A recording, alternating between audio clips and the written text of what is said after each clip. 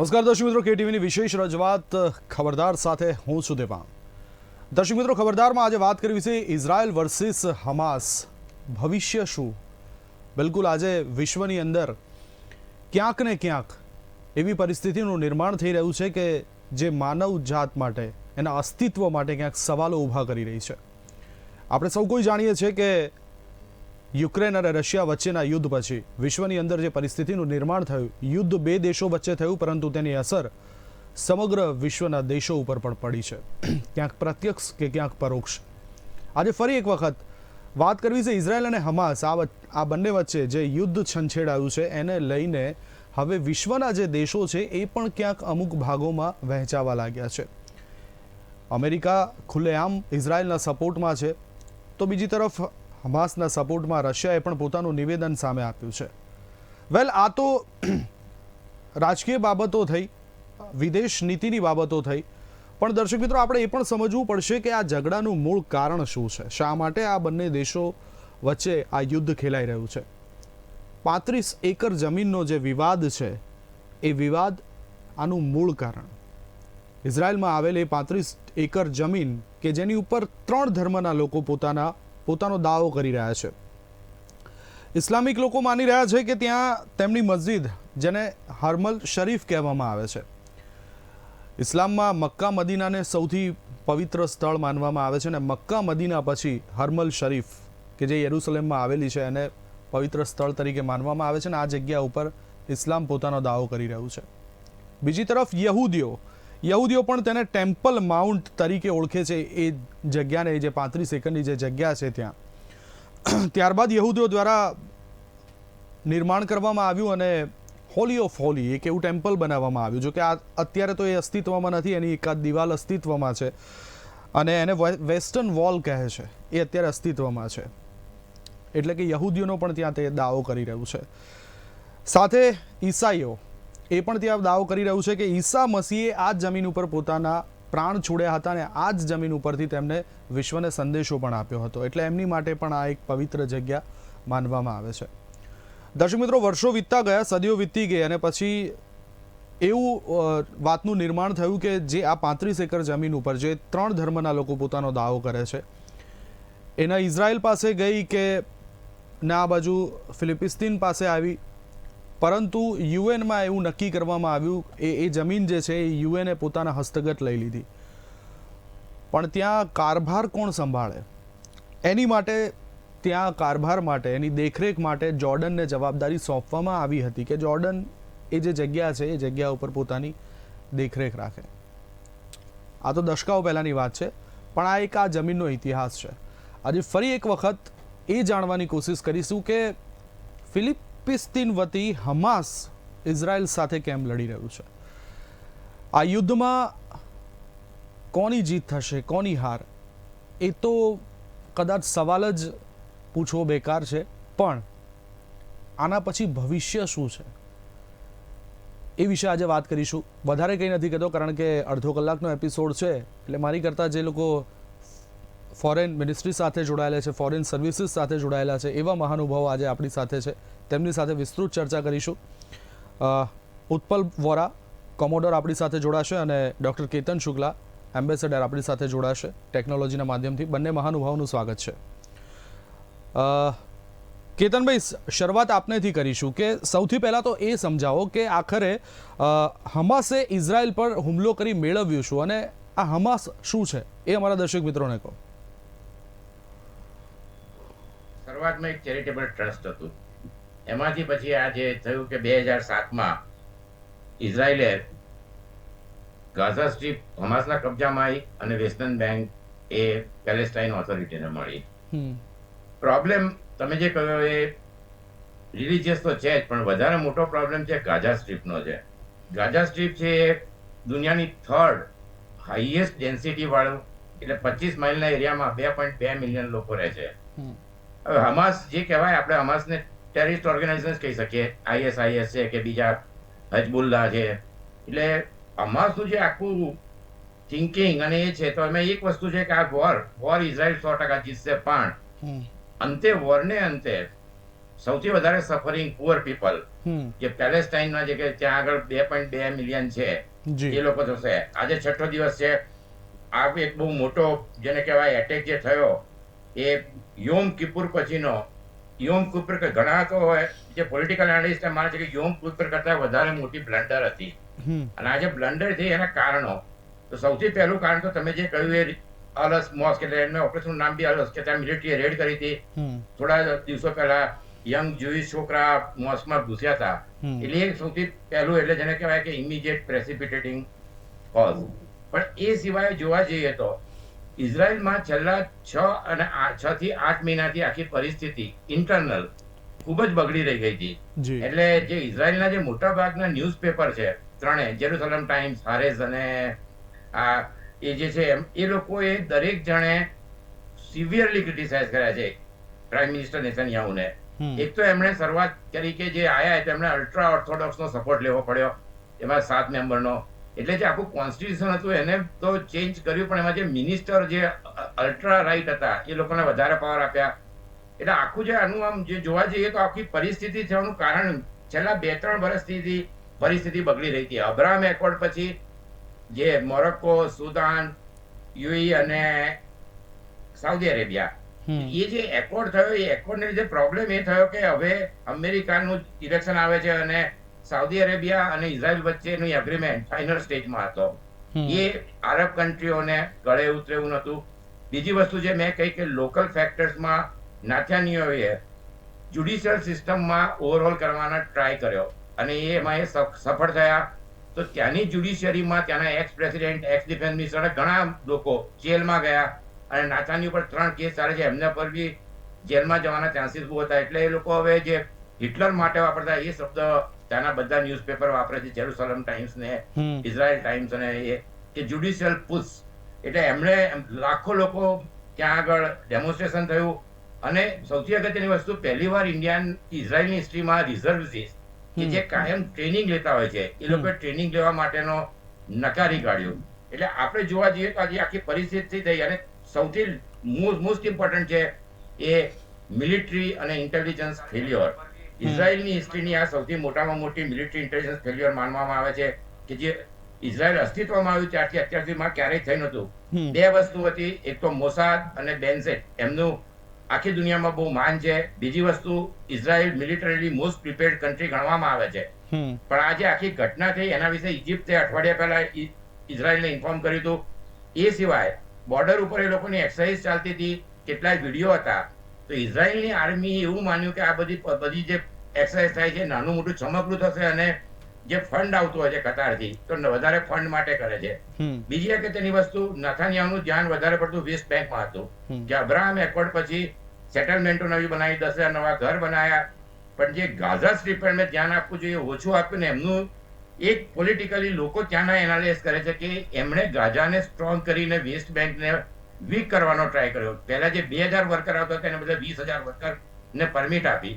તો આજે પૈસા 2012 થી $1 બિલિયન મળ્યા કતારમાંથી. એ સિવાય ક્રિપ્ટોકરન્સી આવે છે, એ સિવાય 20,000 વર્કર આવ્યા. તો આ બધું જ ફંડ જે ઇન્ફ્રાસ્ટ્રક્ચર, સ્કૂલ, હોસ્પિટલ કે ઇન્ડસ્ટ્રી માટે વાપરવું જોઈએ એ બધું જ ફંડ શસ્ત્રો માટે વપરાયું છે. અને તેમના જે લીડર હોય એ બહુ ઓપ્યુલન્સ, એટલે બહુ જે જેને કહે ને એવી રીતે રહેતા હોય છે કે જે જોઈને આપણને આશ્ચર્ય થાય. એટલે આખી પરિસ્થિતિઓના આટલા બધા કારણો હતા. હવે જે યુદ્ધ શરૂ થયું એ યોમ કિપુર, તો આ યોમ કિપુર પછી 50 વર્ષ હતા અને ઇઝરાયલનો સૌથી મોટો ફેસ્ટિવલ ચાલતો હતો. એ ફેસ્ટિવલ છે, ફેસ્ટિવલની અંદર જે તોરા હોય એને એ લોકો વાંચતા હોય છે ને એની આખી સાયકલ પતે એટલે ફરી 50 વર્ષ પછી એની એ ચીજ જનરલી કહેવાય છે કે હિસ્ટ્રી રિપીટ. તો આમાં એ રિપીટ થઈ રહી છે. અને એની અંદર જે અગત્યની વસ્તુ એ છે કે 15 માઇલ સુધી અંદર ઘૂસી ગયા અને 20 ડિફરન્ટ જગ્યાએથી. એમાં પ્રિમિટિવ એટલે કે બુલડોઝર, મોટરસાયકલ, ટ્રક વાપરી છે, પણ એ સિવાય પેરાગ્લાઇડિંગ બિલકુલ અને બધું જ વાપર્યું છે. નાખી છે એસિમેટ્રિકલ વોરફેર કહેવાય એ ટાઈપની વોર છે. અને એમાં 5,000 રોકેટ. હવે આયર્ન ડોમ માટે લોકોના મગજમાં આશ્ચર્ય હોય છે. પણ કેતનભાઈ બિલકુલ સાચી વાત છે, પણ સવાલ અહીંયા એ થઈ રહ્યો છે કે અત્યારે જે પરિસ્થિતિનું નિર્માણ થઈ રહ્યું છે, ગાઝાને જે રીતના ચારે તરફથી ઘેરી લેવામાં આવ્યું છે, ઇઝરાયલની 4 તરફથી ટીકાઓ થઈ રહી છે, હું ઉત્પલભાઈ આપની પાસે આવવા માંગીશ કે આ ટીકાઓની સાથે સાથે વિશ્વની અંદર એક એવું ચિત્ર પણ જઈ રહ્યું છે કે પર્ટિક્યુલર એક ધર્મની સામે વેસ્ટર્ન કન્ટ્રીઝ સામે ઊભી છે, જે ખરેખર યોગ્ય નથી, થવું જ ન જોઈએ આવું. દેવાંગભાઈ, તમારી વાત જો જીઓપોલિટિકલ ને Jio strategic point of view જોવા જઈએ તો બિલકુલ સાચી છે. પણ જ્યારે આ જાતની આવી ઘટના બને ને આ સ્કેલ ઉપર ઘટના બને ત્યારે જે એના કરતા હરતા હોય અને એ જે જાતના એક્શન્સ લેવામાં આવે અને જે જાતના શબ્દો બોલવામાં આવે એ બહુ અગત્યનું ઇમ્પોર્ટન્સ ધરાવતા હોય છે.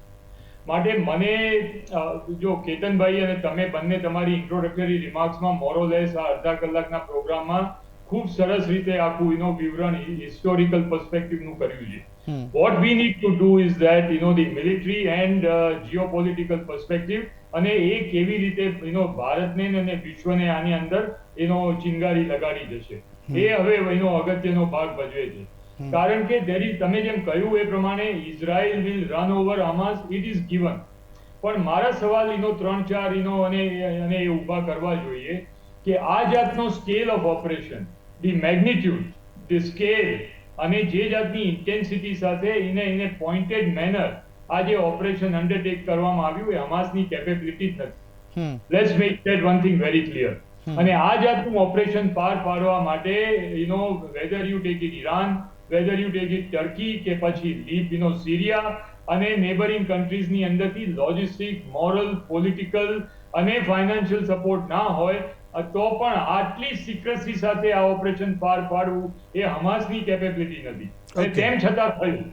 There were reports કે iron dome it is one of the most advanced system. પણ એની સામે media reports are also very clearly available કે છેલ્લા 2011 પછી એના જે સોફ્ટવેર છે they were not updated. અને એ જે military leaders were wanting more money for modernization of the Israeli forces, પણ that money because of the Israeli economy જે રીતે dwindle થઈ રહી હતી એનાથી નેતન્યાહુ and his cabinet એના ફંડ પ્રોવાઈડ ના થયા, નવી સિસ્ટમ અપગ્રેડ ના થઈ અને that is why this matter આ સિચ્યુએશન ઊભી થઈ. નાઉ 5000 રોકેટ એક સાથે છોડીને એને ઓવરવેલ્મ કરી દેવું અને જે ટાર્ગેટ હતા એની પર ટાર્ગેટ કરીને ડિસ્ટ્રક્શન કરવું, it was a very well conceived, well thought out, well planned, well executed operation. બિલકુલ. અને માટે I want to stick my neck out કે આ જાતનું operation it cannot be undertaken unless a country like Iran, either China or either Russia, they are involved in that. અને UN Security Council ની અંદર see the situation that is emerging. America wants to bring in a resolution against Hamas, but the America is not successful. Similarly, China and Russia, they refused to say that we will condemn Hamas. તો આ situation ની અંદર હમાસની આ જે position કરી દેવામાં આવી છે એમાં I really fail to understand that a person like Netanyahu, who is a very shrewd and a cunning, he is not a very simple man. He is a capable leader, but he is a very, very shrewd and cunning, politician. Why should he, club together 9/11, with the kind of situation that has been created? Somehow it will not play out in his advantage in long term. અને એનું કારણ તમે મારે just very in a minutely I want to bring it out. 9/11 પછી America, with its awesome military power, diplomatic power, intelligence power, political power, they brought down Afghanistan to sand and stone. એકદમ રબલ્સમાં ફેરવી નાખ્યું અને તે પછી અફઘાનિસ્તાનની જે series પછી Afghanistan occupation પણ થયું. પણ અફઘાનિસ્તાન ઓક્યુપેશન થયા પછી એ કન્ટ્રી લાઈક US ultimately શું સિચ્યુએશન ઊભી થઈ that the Afghan warlords and Afghan terrorists, they could not be defeated. And why they were not defeated, that also no. Ultimately what it led to Pakistan brokered Doha agreement. And America again went in for handing over of the authority to the Israeli the Afghanistan leadership. And atyare what is the reality on the ground? The reality on the ground is that the Afghan government is led by the most wanted terrorists and mercenaries, which are internationally wanted. And America and the world, the governments, they are dealing with them out of compulsion. બિલકુલ. So if the cycle has to run in this particular manner, whether it is Iran-Iraq, whether it is US-Iraq, whether it is Syria, and the US, whether it is US and Afghanistan, whether it is North Korea, then why name 9/11? બિલકુલ. Because 9/11 ને name કર્યા પછી does Netanyahu want to say, probably is not mentioning, but it will create the same situation. You can kill a terrorist. You can bombard a terrorist organization, Devang Bhai, but you cannot kill the ideology of the Hamas.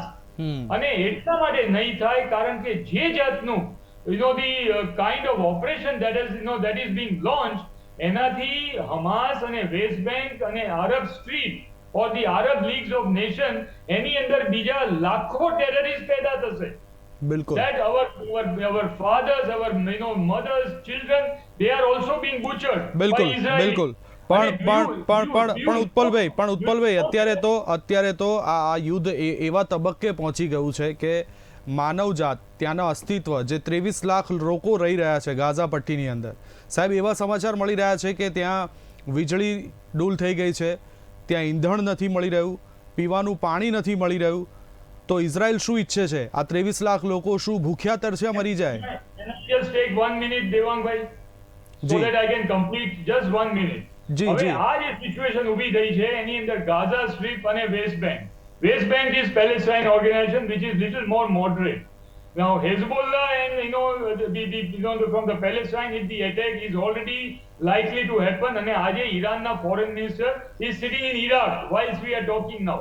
So what is cooking up, we don't know. The chief of Arab League was in Moscow. There also what happened, we don't know.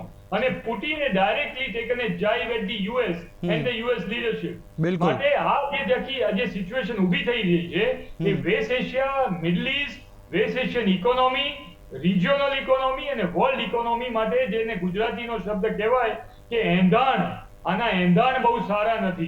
બિલકુલ. અને માટે do you mean to say that કાલે tomorrow Israel is saying કે અમે આને નેસ્ત નાબૂદ કરી દઈશું, અમે આને they have started the war but we will end it and we will end it to the last Hamas, the terrorists? It is not possible. Because in Gaza Strip, like Ketan Bhai એ કહ્યું એ પ્રમાણે, the population is 2.2 million. They are already hiding there. And the top leaders of Hamas, they must have taken shelter in the safe havens in the neighboring, the Arab nations. So, the common people, they will get the brunt of it. અને એની અંદરથી જે જાતની ideology ઊભી થશે, that is going to be very difficult. And that is the fundamental reason, Devang Bhai, that Mr. Blinken is right now in Israel Bilkul. to prevail upon Netanyahu, Bilkul. not to cross the line. Bilkul. Whilst openly they are giving support by sending the US Navy and Naval Fleet, carrier battle group, strike group and everything, and giving warning to Iran. But if like I said, કે જો આની ચિંગારી લાગી, તો Middle East will be back to 1967, and that will be a sad day for the world. બિલકુલ બિલકુલ બિલકુલ બિલકુલ બિલકુલ ઉત્પલભાઈ બિલકુલ સાચી વાત છે, તમારી ચિંતા પણ એ વ્યાજબી છે. અને મારે કેતનભાઈને એ જ પૂછવું છે કે વર્ષોથી આપણા સુખ દુઃખમાં સાથી રહેલા એવા રશિયા કે જેની સાથે અત્યારે આપણે એવા સારા ગાઢ સંબંધો નથી, આપણે અમેરિકાને આપણું દોસ્ત માનીએ છીએ, અમેરિકા ખુલ્લેઆમ ઇઝરાયલનું સમર્થન કરી રહ્યું છે, નેતન્યાહુ સાથે આપણા પીએમએ પણ વાત કરી છે, બીજી તરફ રશિયાએ પેલેસ્ટાઇનને સપોર્ટ કરવાની વાત કરી છે, કતારે પેલેસ્ટાઇનને સપોર્ટ કરવાની. આમાં આપણી જે વિદેશ નીતિ છે, આપણે અત્યારે ઓપરેશન ચાલુ કરી નાખ્યું, ત્યાંથી આપણા જે લોકો છે એને લાવવાની વાત કરી રહ્યા છે, ઓપરેશન અજય ચાલુ કર્યું. પણ સાહેબ જે કેતનભાઈએ કીધું કે સાહેબ હવે આવનારા જે એંધાણ છે એ કપરા છે, એ શું છે આપણી માટે, કેવા છે? આમાં એવું છે કે જીઓપોલિટિકલ સિચ્યુએશન બદલાઈ રહી છે બહુ ઝડપથી, કે 67 વર્ષથી જુદી હતી. અત્યારે રશિયા એ મેજર પ્લેયર, રશિયાને આનામાં ફાયદો થઈ શકે, કારણ કે જો આ વોર લાંબી ચાલે તો યુક્રેનમાં અત્યારે એમ્યુનેશન છે, તો ઇઝરાયલ અને હમાસ થોડી લાંબી ચાલે રશિયાના ફાયદામાં છે, કારણ કે અમેરિકા સોલિડલી ઇઝરાયલને સપોર્ટ કરશે. આજે બાઇડને સ્ટેટમેન્ટ આવી, silence is complicity, America can't be silent. એમના સેકન્ડ જેન્ટલમેન એટલે કમલા હેરિસ, એ એમના હસબન્ડ જ્યુ છે, એ લોકો 20 જ્યુઇશ ઓર્ગેનાઇઝેશન મીટિંગ કરી છે. બિલ્કેન જે ઉત્પલભાઈ કહ્યું, નતાન્યાહુને મળ્યા છે, કાલે ત્યાં આગળ જોર્ડનના કિંગ અબ્દુલ્લાને મળશે. પણ અત્યારે ઇઝરાયલની પરિસ્થિતિ સારી એટલા માટે છે કે જોર્ડન, સિરિયા તૂટી પડેલા કન્ટ્રી છે, લેબેનોનમાં હિઝબુલ્લા નાના મોટા છમકલા કરી શકશે, સાઉદી અરેબિયાને બહુ ઇન્ટરેસ્ટ ન હોય. આ પરિસ્થિતિમાં ઇઝરાયલ માટે જેમ બને એમ જલ્દી એક વસ્તુ બહુ ક્લિયર છે કે 2014માં આવું થયું હતું કે 3 છોકરાઓને એ લોકો ઉપાડી ગયા હતા. તો એમાં અંતે જે બધું ગાઝા સ્ટ્રીપમાં થયું 1000 માણસ મરી ગયા હતા. કિડનેપિંગમાં 230 માંથી હવે 100 ની નીચે નંબર આવ્યો છે. પણ ઇઝરાયલમાં એક માણસની એક સોલ્જર, ઇવન મરી ગયેલા સોલ્જરના ડેડ બોડી, એની બહુ વેલ્યુ હોય છે. અત્યારે જે ડેટ તો છે એ 1000 છે. 2011માં એક ગિડન સાલેટ કરીને એક સોલ્જરને, એક યંગ છોકરાને પકડી ગયા હતા હિઝબુલ્લા. ત્યાંથી 6 વર્ષ પછી છોડાયા ત્યારે આજ નાથાન્યાહુ એરપોર્ટ પર લેવા ગયા હતા અને 1014 પેલેસ્ટાઇન પ્રિઝનર, જેમાંથી 300 જેટલા તો લાઈફ ઇમ્પ્રિઝનર, બધાને છોડવા પડ્યા હતા. એટલે જે ગ્રાઉન્ડ ફોર્સ છે અત્યારે અટકેલો લાગે છે. પણ ઇઝરાયલ આ વખતે આ એમને માટે એમની હિસ્ટ્રીમાં મોટામાં મોટી ગંભીર ઘટના છે. અને એ ઘટનામાં જે કિડનેપિંગ જે બતાવ્યું છે, ગોલ્ડ કાર્ડમાં ઓલ્ડ લેડીને લઈ ગયા અને અમુક કિબુઝમાં, એટલે જે 30 કિબુઝમાં એક ઘૂસ્યા, બહુ મોટી વસ્તુ હતી. 6 કલાક સુધી આર્મી કે પહોંચી ના શક્યું, જે ઇઝરાયલ માટે જેરુસલમ અને તેલ અવીવથી 80-60 કિલોમીટરનું ડિસ્ટન્સ છે. એટલે જે આપે કહ્યું એ કે લોકો સફર કરશે, બહુ દુઃખદ વસ્તુ છે. પણ એમના જે એનર્જી મિનિસ્ટર, તેમનું સ્ટેટમેન્ટ સાંભળવા જેવું છે. Israel cause, not a single electricity switch will be flipped, no water, no fuel till all hostages are freed. એટલે એ વસ્તુ તો મને લાગે છે હમાસ કરશે નહીં. બીજી જે કહ્યું કે ઉત્પલે બહુ સારી વાત કરી કે એમની લીડરશિપ, હમાસની લીડરશિપને કોઈ પ્રોબ્લેમ નહીં હોય. એમના જે લીડર છે અત્યારે, એમનું નામ હવે એમને બિન લાદેન, નવા બિન લાદેન કે છે, એમની પણ અત્યારથી 7 એસેનેશન એટેમ્પ થયા છે. એમની છોકરી એટેમ્પમાં મરી ગઈ છે, મોહમ્મદ દાઈફ, 37 વર્ષના છે. એની એક આંખ ગયેલી છે, વ્હીલચેરમાં રહે છે. એટલે આ 2 વર્ષથી જે એમણે આખું પ્લાનિંગ કર્યું છે એ ગંભીર હતું. પણ ઇઝરાયલની એક વસ્તુ હંમેશા યાદ રાખવી જોઈએ. નહીં કેતનભાઈ, સમય છે, મારે એ પૂછવું કે ભારતની વિદેશ નીતિ કેવી હોવી જોઈએ? આપણી વિદેશ નીતિમાં જે અત્યારે સ્ટેટમેન્ટ આપ્યું, ઇઝરાયલ આપણું બહુ વર્ષોથી પાર્ટનર રહ્યું છે. પણ ઓવરઓલ આપણી જે મિડલ ઈસ્ટ પોલિસીની સક્સેસ છે, તો એ સક્સેસનું કારણ નોન એલાઇન્ડ અને G77 અને વાજપેયી ઇવન આપણા પ્રધાનમંત્રી, પહેલા પ્રધાનમંત્રી હતા જે 2018માં રામલ્લા ગયા હતા. એટલે જે વોટ્સએપ પર આપણે જોઈએ એના કરતા પરિસ્થિતિ થોડી જુદી હશે. કારણ કે મિડલ ઈસ્ટમાં ભલે અબ્રાહમ એકોર્ડ થયો છે, પણ ઓવરઓલ સિમ્પથી કે જે લીડર છે અને પબ્લિક છે એ બે જુદી વસ્તુ છે. ઇજિપ્તમાં 3 દિવસ પહેલા એક પોલીસવાળાએ 2 ઇઝરાયલના નાગરિકને મારી નાખ્યા છે. એટલે ઓવરઓલ આપણે બેલેન્સ રાખવું પડશે. ઇઝરાયલ જોડે આપણા સંબંધ ઘણા સારા છે, પણ સાથે સાથે પેલેસ્ટાઇન જોડે પણ આપણા સંબંધ સારા છે અને મિડલ ઈસ્ટ જોડે બી આપણા સંબંધ ઘણા સારા છે.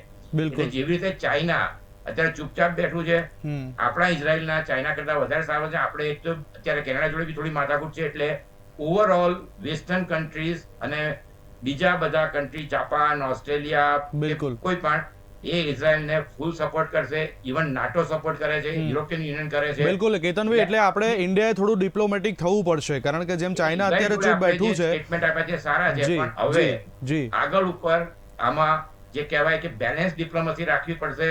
કારણ કે દરેક કન્ટ્રી પોતાનું હિત જોતું હોય છે. અરબ કન્ટ્રી ભલે એ અત્યારે બહુ સપોર્ટ ના કરે, પણ અંદર ખાને જે એમનો પબ્લિક જે છે એ પૂરી સપોર્ટ કરે. પણ જે દૂરી બની રહી છે, જે ઉત્પલભાઈએ કહ્યું કે ઈરાન, તુર્કી, ચાઇના, રશિયા, હમાસ, હિઝબુલ્લા, એની જોડે આપણે આમાંથી કોઈ લાંબા ગાળે બહુ મોટો ફાયદો થાય એવો નથી. બિલકુલ નથી. અને એની માટે આપણે આપણી વિદેશ નીતિ ઉપર સહેજ વિચારવાની પણ જરૂર છે. ઉત્પલભાઈ, એક છેલ્લો સવાલ પૂછવો છે, સમયનો અભાવ છે, કારણ કે WHO એ પણ આની અંદર ચિંતા વ્યક્ત કરી છે. સાહેબ, એક હ્યુમન કોરિડોર ખોલવો જોઈએ.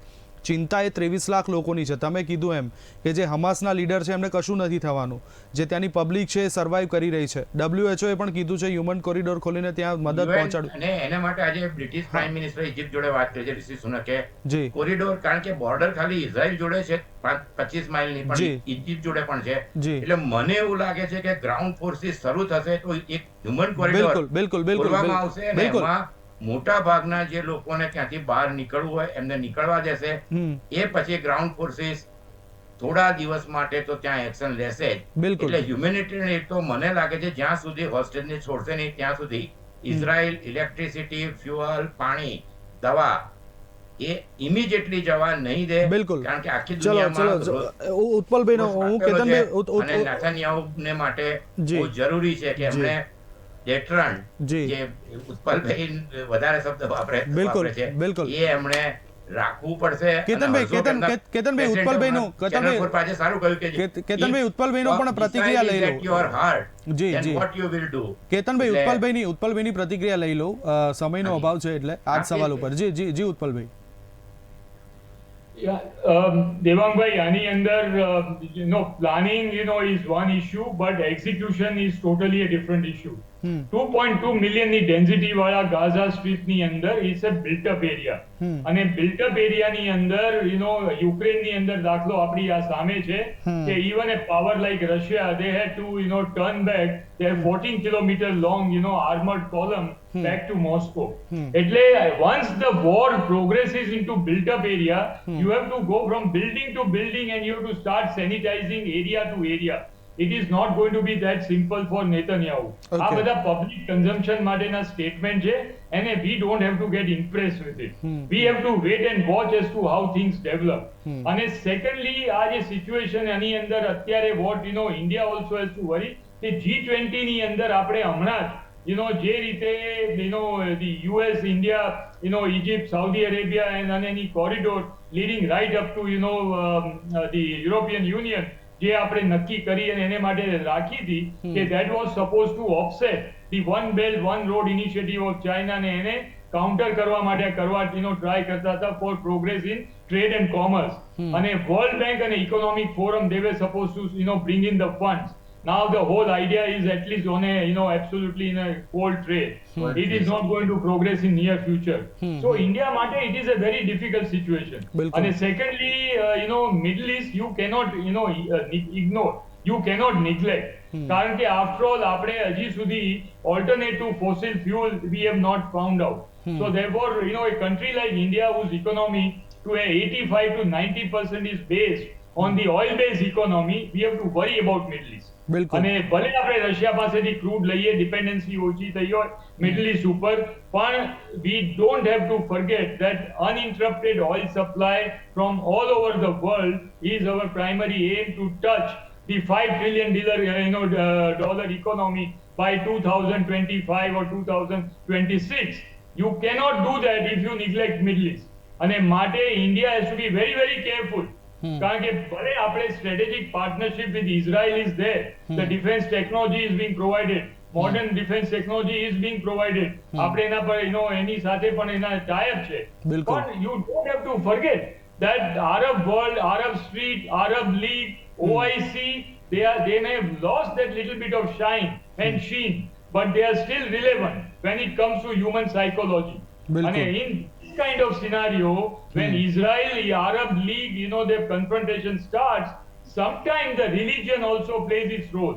But media also has to be a very balanced media in projecting, this war and the facets of war and phases of war. And we don't have to look as if as a nation, lock, stock and barrel, we are only supporting Israel. It will not do us good. It will in fact in the long run, Devang-bhai, it is going to harm us. Therefore, the political leadership, media, and in otherwise, we have to be very, very careful, and we don't have to get excited about this. બિલકુલ સાચી વાત છે ઉત્પલભાઈ કે આપણે એટલું careful રહેવું જ પડશે, કારણ કે આપણે કોઈ એકનો હાથ પકડીને ચાલશું એ આપણી માટે પોસાય તેવું નથી. $5 ટ્રિલિયન ઇકોનોમી સુધી 2025માં પહોંચવાનું છે.